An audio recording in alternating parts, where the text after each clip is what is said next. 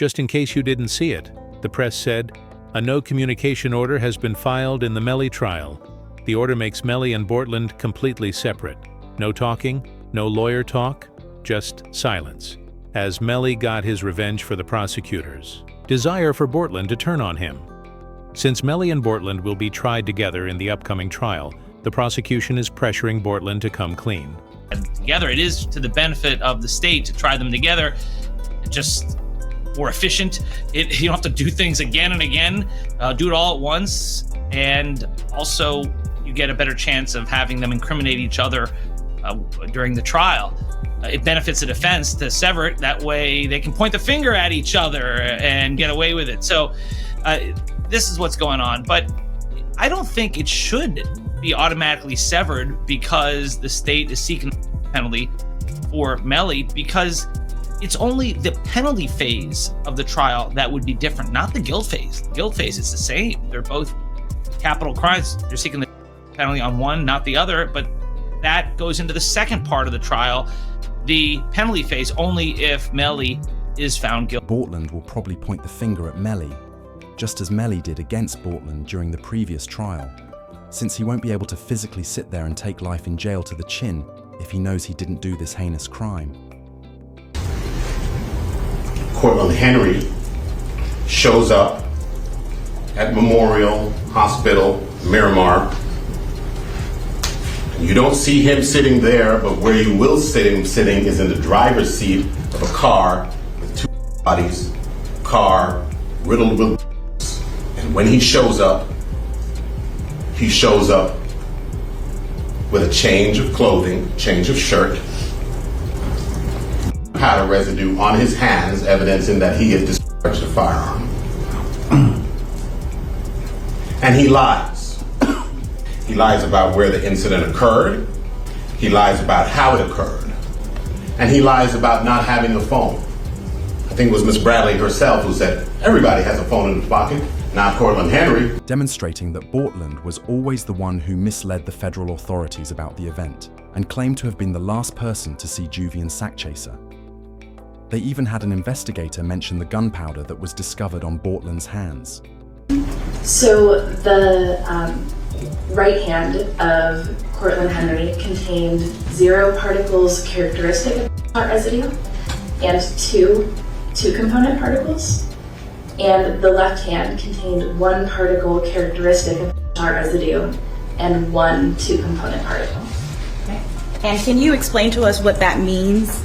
Basically, overall, there was shot residue present on the hands. Bortlen detested this, so he tweeted, "Mind games don't work on people like me," accompanied by a handshake symbol, after Melly was given a mistrial. It's like he's agreeing to a deal of some kind, but it gets worse when you witness Portland being questioned by police the night of the crime and lying to them to protect Melly. Hey, tell me what happened. Man, I was playing music, getting off the exit. I was already getting sleepy, almost home, you know what I'm saying? And like, just out of nowhere, like, I just heard, you know what I'm saying? So, and I ducked down, you know what I'm saying, in the car. Hey, well, Ashley, and I almost crashed the car. Let me back you up a few minutes. Where were you coming from? I was coming from the studio, from Fort Lauderdale. Fort Lauderdale studio. Which way did you take? I took I-75, 595 to 75. Then you took 75 south. The officers can see that his explanation doesn't make up, but Bortlen made an effort to maintain his credibility, but he would eventually be exposed for lying. The hard part, where we're having a hard time to understand, is that we shut down that entire area and we had officers shoulder to shoulder walk it out. They didn't find as much as 1 shell casing. They didn't find 1 piece of glass. Nothing. Nothing to what you said adds up. And it's hard. Bro, I'm telling you, bro, that's like... I mean, for whatever reason, your 2 friends, are these your good friends? Yeah, that's what I'm saying. These my... Like, these your 2, I'm assuming, close friends. Yeah, we got... And you're doing them in service by not telling us the truth. I'm telling you the truth, sir. I don't, like, how... What do you want? How do you make shell casings disappear? I don't know. How can I tell you about a shell case? Portland's INT went badly from this point on, since the police didn't trust his account and started cutting him off. told y'all the story, and that's it, bro. I don't even talk about it anymore. Like, cause I told y'all. Like, I don't know. Like, I don't know. Okay, just so you know, all right, because you're saying, well, I don't want to talk anymore. There's going to be a lot more questions. And we're not trying to piss you off. The thing is, we don't know your friends. Yeah. So the reason we have to ask all these questions, because the more we know about your friends, your lifestyle, your friend's lifestyle, your friends, his friends, and the circumstances surrounding today, the more, the easier it's going to be for us to try and solve this. Usually, at this point, the officer tries to restart the conversation and starts inquiring about other aspects of the evening, including what transpired during the drive-by. I'm driving, ducking for my life, trying to make sure I don't get hit. And you telling me, you telling me about some shit. I don't know. You know what I'm saying? I'm trying to make sure I don't get hit. I'm driving. I'm trying to make sure I don't get hit. You know what I'm saying? What I'm gonna be worried about? You know what I'm saying? I know it's not for you to worry about. That shit crazy, bro. But if you tell me it happened there's gotta be some evidence there. There's gonna be broken glass, just like there's broken glass over here from when you guys opened the doors and stuff like that. Okay, there's gonna be broken glass over there when the windows got out. There's gonna be casings from the people at your car. Okay, there's gonna be evidence over there. Okay, right now, there's nothing. I kind of think I know what happened because I got information. However, the officer inquired directly. If Bortlen knew who did the crime, would he tell the officer? Due to the time constraints on their interview. By just telling me the truth, even if it's something that I don't want to hear, but I respect the truth rather than BS, okay? And it's a simple question. If you knew who did this, okay?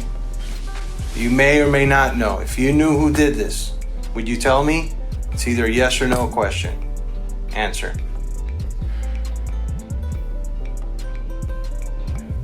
Honestly. Yeah, honestly. The truth. You wouldn't? Because I wouldn't want to be a part of it. I wouldn't want to be. Bortlen doesn't provide a firm response. Instead, he shakes his head because he was concerned that if he lied, his voice might have changed pitch under pressure.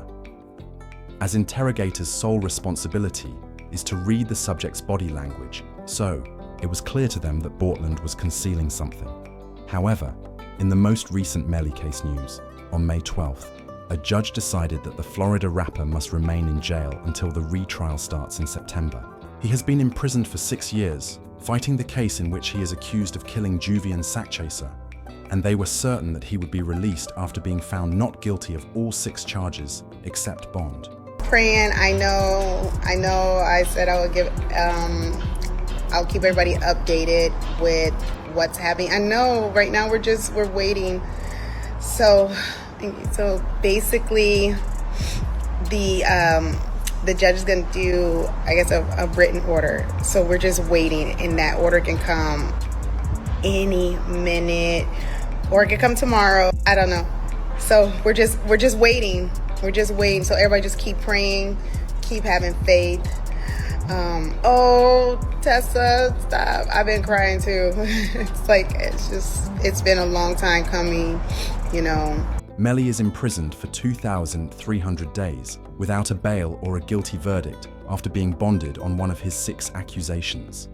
He was able to obtain a bond on at least one of his charges, despite a prior mistrial, but the prosecution turned to his ex-girlfriend, Mariah Hamilton, and his best friend Bortlen, because Mariah had been hiding out of the country since Melly's first trial, and they could use her as a witness now that she was back. Hamilton is spending her first day at the Broward County Jail. She has no arrest record until now. U.S. Border Patrol agents arrested her at Miami International Airport Monday after she arrived on an international flight. Court records show Hamilton was ordered to testify in Demon's first trial in 2023. Mariah had to consent to testify at the Melly trial in order to be released, which, to Melly's horror, she accepted. After doing so, she posted on Facebook, "Thank you to my village, I love you all so much, God's plan, not mine."